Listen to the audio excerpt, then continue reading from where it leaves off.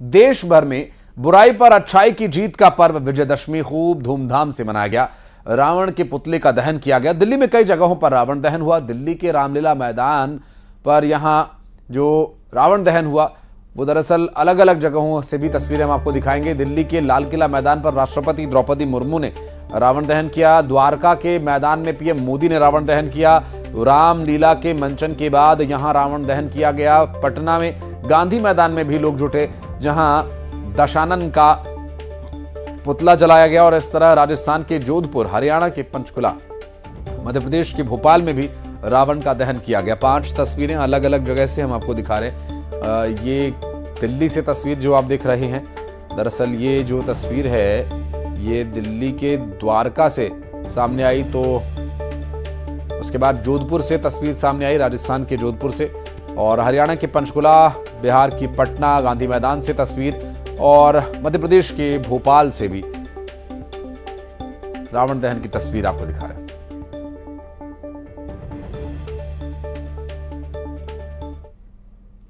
और अब बात करेंगे इजराइल हमास युद्ध में ड्रैगन के डबल गेम की। और ड्रैगन के डबल गेम में जहां 6 युद्धपोत उतार कर खेल को बिगाड़ दिया गया, और इसके साथ ही ये जंग अमेरिका बनाम चाइना में तब्दील होने की आशंका यहां बढ़ गई है।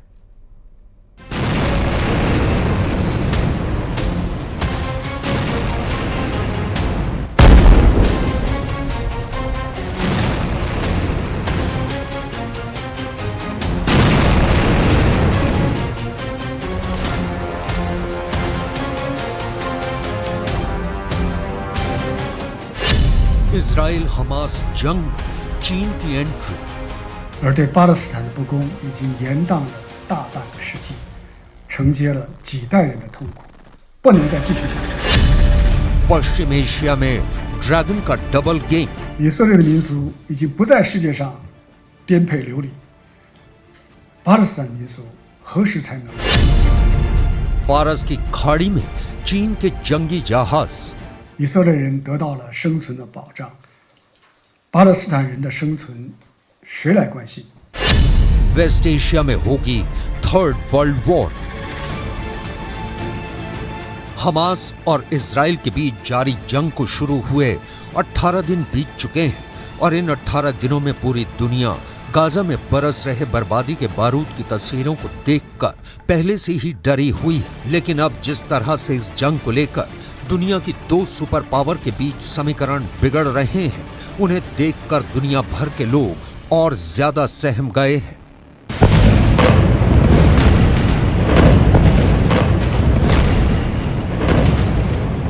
दुनिया के इस नए खौफ की सबसे बड़ी वजह है चीन।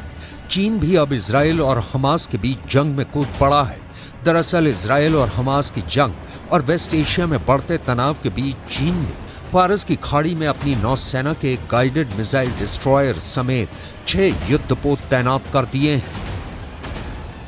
साउथ चाइना मॉर्निंग पोस्ट की खबर के मुताबिक चीन ने फारस की खाड़ी में अपने जंगी जहाज Zibo type 052D, guided missile destroyer frigate Jingzhou और integrated supply ship Qiandaohu को तैनात कर दिया है। टाइप 052 अमेरिका के ऑर्लिक बर्ग क्लास के डिस्ट्रॉयर की तुलना में काफी छोटा है। टाइप 052 डिस्ट्रॉयर में 64 वर्टिकल लॉन्च होने वाली मिसाइलें होती हैं, और ये 200 किलोमीटर के दायरे में दुश्मन को तबाह कर सकती हैं। चीन के ये 6 जंगी जहाज उसकी 44वीं नेवल एस्कॉर्ट टास्क फोर्स का हिस्सा हैं। अब वो वजह भी सुन लीजिए जिसके चलते चीन ने फारस की खाड़ी में अपने जंगी जहाज तैनात किए हैं।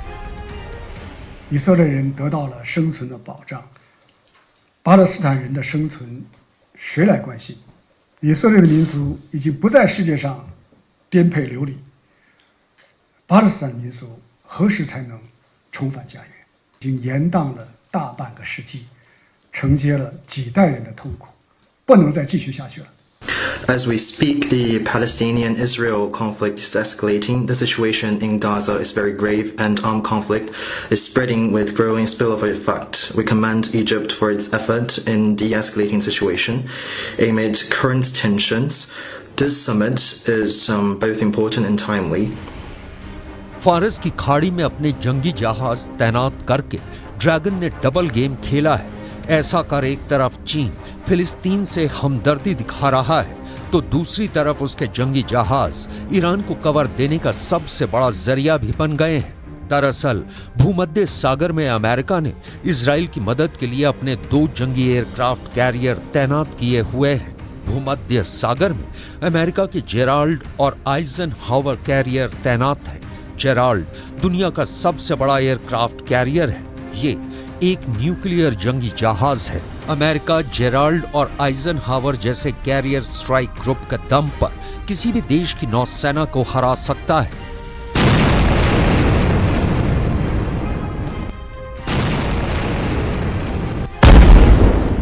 वैसे भी इजराइल और हमास के बीच चल रही जंग को लेकर अब दुनिया साफ साफ 2 गुटों में बटी हुई नजर आ रही है और अब चीन के इस जंग में कूदने के बाद तो दुनिया के सर पर हमास और इजराइल जंग से भी बड़ी जंग का खतरा मंडराना शुरू हो गया है।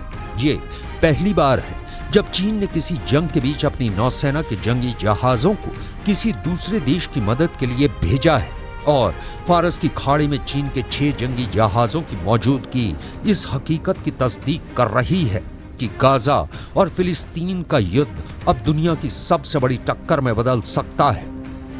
इस जंग में एक तरफ फिलिस्तीन का साथ देने के लिए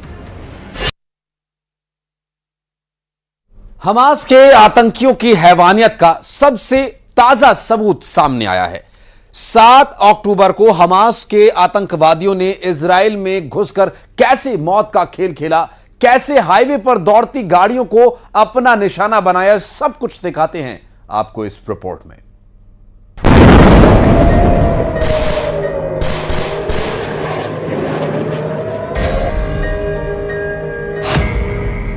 हमास की हैवानियत का सबूत।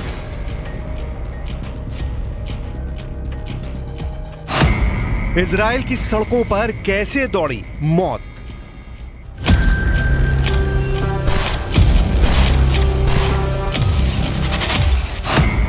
चलती गाड़ियों पर ताबड़तोड़ फायरिंग।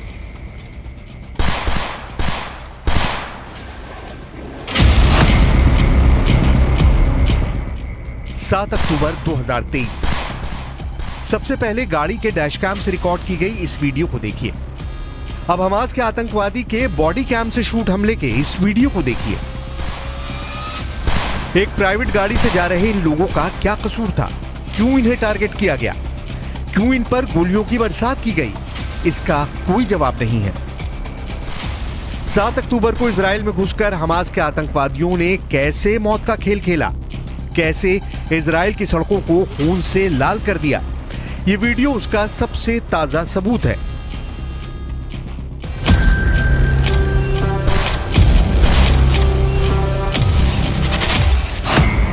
सात अक्टूबर को इजराइल में घुसकर हमास के आतंकवादियों ने कैसे मौत का खेल खेला, कैसे इजराइल की सड़कों को खून से लाल कर दिया, यह वीडियो उसका सबसे ताजा सबूत है।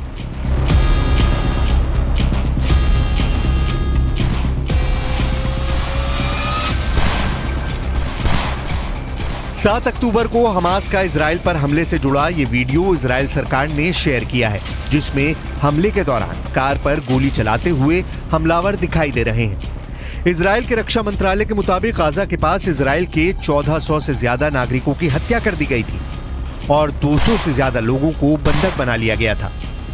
इसी हमले के बाद इजराइल ने हमास को ठिकाने लगाने की कसम खाई है और इजराइल के प्राइम मिनिस्टर लगातार ये कह रहे हैं कि वो गाजा पर हमले हमास के खात्मे के लिए कर रहे हैं।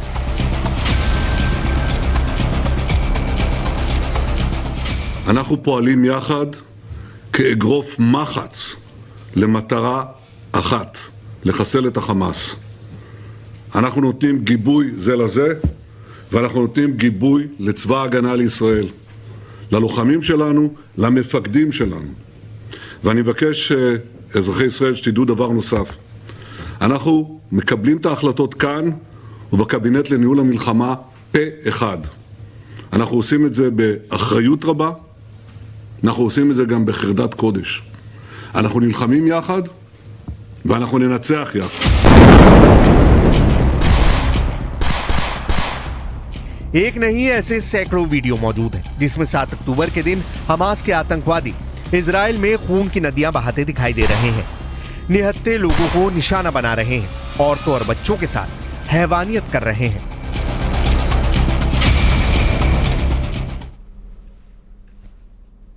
और उधर इजराइल लेबनान बॉर्डर पर बने गैलिली मेडिकल सेंटर के इमरजेंसी वार्ड के एक शेल्टर की तरह से इस्तेमाल किया जा रहा है। न्यूज 18 की तरफ से यहां पर पहला ये ऐसा न्यूज चैनल बना जो कि अस्पताल तक पहुंचा और यहां की स्थिति को बयां किया। इजराइल हर तरफ से विवादित बॉर्डर से घिरा हुआ है और इस वक्त हम लोग एक ऐसे बॉर्डर पे हैं जहां इस वक्त झड़प चल रही है और कभी भी बड़े युद्ध की शक्ल ले सकती है। ये देखिए गैलिली मेडिकल सेंटर है, नहारिया शहर में है। नहारिया शहर में ये बड़ा मेडिकल अस्पताल है और उसके इमरजेंसी डिपार्टमेंट में है। यहाँ लाने का मकसद ये है कि ये सबसे बड़ा अस्पताल है जो इजराइल के किसी भी बॉर्डर से, कई दुश्मन देश हैं इजराइल के, कई देशों से इजराइल की लड़ाई है हर बॉर्डर पे, लेकिन ये सबसे करीब का अस्पताल है। 10 किलोमीटर से कम के अंदर में ये अस्पताल है। यहाँ से लेबनान बॉर्डर दिखता है और ये इमरजेंसी वार्ड, आपको बता दे, ये इमरजेंसी वार्ड है और ये जो इलाका इमरजेंसी वार्ड में अगर बॉम्बिंग भी हो, मिसाइल भी दागे जाए तो यहाँ का जो कामकाज है वो ठप नहीं होगा। ये जो देखिए बहुत मजबूती से इन दीवारों को खास तरीके से बनाया गया और इसका मकसद ये है, ये बुलेट प्रूफ कांच है, ये बुलेट प्रूफ कांच है। ये दिखा दे, यहाँ बॉम्ब स्प्लिंटर जो रॉकेट से निकलते उनका असर नहीं होगा। किस तरह से ये बनाए गए हैं आपको अंदाजा लग सकता है। और इसी तरह से हॉस्पिटल को तैयार किया गया। 2006 में जब इजराइल और लेबनान की वॉर छिड़ी थी तब भी इस हॉस्पिटल की मजबूती इतनी थी कि यहाँ कोई असर नहीं हुआ था, जबकि एक जो हमला किया गया था हिजबुल्लाह की तरफ से वो यहाँ तक पहुँचा था अस्पताल के ऊपरी माले पे। लेकिन ये इमरजेंसी वार्ड है। युद्ध अगर बहुत आगे भी बढ़ा तो कोई दिक्कत नहीं होगी। ये देख सकते बहुत मजबूती से इन जगहों को बनाया गया है। ये पूरा जो इमरजेंसी वार्ड है यहाँ बॉम्ब रॉकेट का असर नहीं होगा। आप देख सकते हैं इनकी इसकी मजबूती, गेट, ये स्टील, ये देखिए इसकी मजबूती। जिस तरह से शेल्टर होते हैं दक्षिणी इजराइल में, उस तरह के शेल्टर की तरह ये पूरा अस्पताल है। बॉम्बिंग होते रहे, कोई असर नहीं होने वाला। मध्य प्रदेश का चंबल क्षेत्र अपने बगावती तेवरों के लिए जाना पहचाना जाता है। बात चाहे बिहड़ों की हो या फिर इस क्षेत्र में होने वाली राजनीति की, चंबल अंचल में बगावत की झलक यहां के आम से लेकर खास में साफ दिखाई देती है। और सूबे के सियासी इतिहास में शायद ही कोई ऐसा चुनाव रहा हो जब चंबल की किसी न किसी सीट पर बागियों का सामना न करना पड़ा हो। और इस बार भी तस्वीर कुछ ऐसी ही है।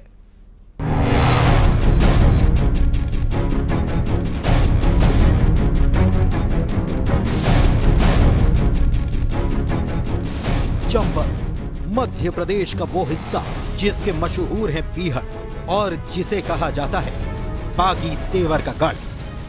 कहते हैं चंबल के तो पानी में ही बगावत है जो मनचाही न होने पर खुलकर सामने आती है। बात सिस्टम से जंग की हो या सियासी दमखम की, चंबल के बागियों के शोर की गूंज हर ओर सुनाई देती है। एक लंबा इतिहास है जिसमें बागी नेताओं ने न सिर्फ सियासी समीकरण बिगाड़े बल्कि दल बदल भी यहां आम बात है। 23 के महासंग्राम में भी बगावत की आंधी चल पड़ी है। मुरैना के सुमावली विधायक अजब सिंह कुशवाहा हाथ का साथ छोड़कर हाथी पर सवार हो गए तो जौरा में पूर्व विधायक मनी राम धाकड़ हाथी से उतरकर साइकिल की सवारी करने निकल पड़े और उनकी पत्नी भी समाजवादी पार्टी के टिकट पर जौरा से चुनावी मैदान में हैं। बीजेपी के कद्दावर नेता और पूर्व स्वास्थ्य मंत्री रुस्तम सिंह ने अपने बेटे राकेश सिंह के साथ बीजेपी छोड़कर बीएसपी का दामन थाम लिया। राकेश सिंह को मुरैना से टिकट देकर बीएसपी ने अपनी भी चाल चल दी है। इसके अलावा मुरैना से ही कांग्रेस के मौजूदा विधायक राकेश मवई भी टिकट कटने से नाराज हैं और चुनाव में पार्टी को समर्थन नहीं देने की बात कही है। मेरा कसूर क्या है? क्या मेरा ये कसूर है कि मैं उपचुनाव जीता सरकार बीजेपी सरकार के खिलाफ? क्या मेरा ये कसूर है कि मैं नेशनल यूथ कांग्रेस से निकला हुआ इकलौता विधायक हूँ? क्या ये कसूर है कि मैंने 30 वर्ष पुराना सिंधिया परिवार का साथ छोड़कर मैं पार्टी का झंडा उठाया? क्या कांग्रेस पार्टी के झंडे के नीचे रहा? क्या मेरा ये कसूर है कि आज दिनांक तक मैंने पार्षद से लेकर और विधायक तक 8 चुनाव लड़े हैं, 8 के 8 जीते हैं? आप सब जानते हैं क्या जनता चाहती थी। सर्वे को देखा नहीं इनने, उन्हें सबसे अच्छा जो कैंडिडेट लगा उसको उन्हें टिकट दिया, उनकी मर्जी। लेकिन जनता हमें चाहती थी और पूरी जनता की भावना थी कि आप चुनाव मैदान में आइए, जनता लड़ेगी आपका चुनाव। तो मुरैना के हित को देखते मेरे लिए सर्वोपर है। मैंने बहुत काम किए हैं, बहुत काम करने बाकी हैं, इसीलिए मैं आया हूं। उधर बीजेपी हो या कांग्रेस, दोनों ही बगावत को आफत मानने से इनकार कर रहे हैं और नाराजगी को घर की बात बताते हुए घर के अंदर ही सुलझाकर जीत का दम भर रहे हैं। जब हम सब लोग बैठेंगे तो वो नाराजगी खत्म हो जाएगी। ये नाराजगी हर परिवार में चलती है और हमसे ज़्यादा तो नाराजगी भारतीय जनता पार्टी में है। सिंधिया जी अलग घूम रहे हैं, नरेंद्र सिंह जी अलग घूम रहे हैं, तमाम कार्यकर्ताओं को टिकट काट दिए। हमारे परिवार में कोई नाराजगी नहीं है, सब लोग एक है और सब मिलजुल कर काम करेंगे। रूठना अल्पकालीन समय के लिए होता है। जो लोग रूठे हुए हैं उनको पार्टी विचारधारा से जुड़े हुए हैं, चूँकि आसानी से वो मान जाएंगे। और जो लोग पार्टी छोड़ गए हैं, अब उनके लिए उनका विकल्प था, उन्हें लगा चले गए, कोई दिक्कत नहीं। हम लोग चुनाव पूरी ताकत से लड़ेंगे और मुरैना जिले की 6 की 6 विधानसभा सीटें हम जीतेंगे कार्यकर्ताओं के दम पर। चंबल की सियासत में बीएसपी का बरसों से दखल रहा है। इस बार भी बीएसपी दमखम से मैदान में उतर आई है और बीजेपी कांग्रेस के बागियों को मैदान में उतारकर चुनावी टक्कर को दिलचस्प बना रही है। जहां बीजेपी कांग्रेस को बड़े नुकसान का खतरा मंडरा रहा है, तो वहीं बीएसपी के पास ज्यादा सीट जीतने के चांस हैं। टिकट बंटवारे के बाद मुरैना के सियासी समीकरण जिस तेजी से बदले हैं, उससे साफ है कि चंबल की चुनावी जंग में आमने सामने कांटे की टक्कर होने जा रही है। अमित शर्मा, न्यूज़ 18 मुरैना।